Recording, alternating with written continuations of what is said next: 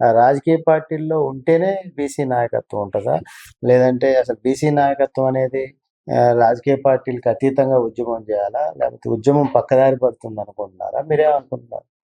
నేను ఒకటే నమ్ముతానండి. ఈ రోజు కూడా మా కాపు మున్నరు కాపులైనా కూడా ఎవరైనా కూడా ఏ పార్టీలో ఉంటే ఆ పార్టీ వైపును ఆ కులాన్ని తీసుకోవడం కోసమే ప్రయత్నం చేస్తుంటారు. ఈ రోజు కూడా బీసీ నాయకులు కూడా ఆ పార్టీలోనే ఆ బీసీని ముందు తీసుకెళ్లాలని ప్రయత్నం చేస్తుంటారని నేను అనుకుంటున్నాను.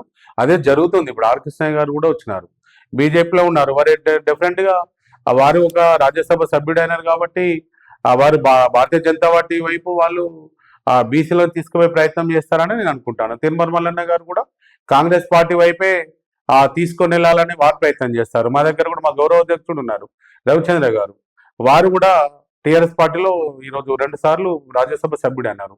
వాళ్ళు కూడా బీసీలను మున్నరు కాపులైనా ఎవరైనా కూడా టీఆర్ఎస్ వైపు తీసుకెళ్లాలని కోసం ప్రయత్నం చేస్తారు. ఏ పార్టీ బీసీ నాయకత్వం విజయం సాధిస్తుంది అనుకుంటున్నారు మీరు దీంట్లో? ఒక్కటే, ఇప్పుడు ఎవరికి వాళ్ళుగా బీసీలలో వాళ్ళ పార్టీ నుంచి గౌరవం పొందేలాగా బీసీలను ఎవరికి వాళ్ళుగా తీసుకుపోయే ప్రయత్నం చేస్తారు. కానీ ఎవరైనా అల్టిమేటం కూడా ఎవరు రవిచంద్ర గారు పనిచేసినా, తిరుమల మల్లన్న గారు పనిచేసినా, ఆర్ కృష్ణయ్య గారు పనిచేసినా, మన శ్రీనివాస్ గౌడ్ గారు పనిచేసినా, తలసాని శ్రీనివాస్ యాదవ్ గారు, ఇంకా ఎవరు పనిచేసినా, నేను లాస్ట్కు ఏ పార్టీలో లేకుండా కొండ దేవయ్య గారు కూడా నేను కూడా పనిచేసినా కూడా రేపు పొద్దున బీసీల ఐక్యత కోసమే పోరాటం చేస్తాము.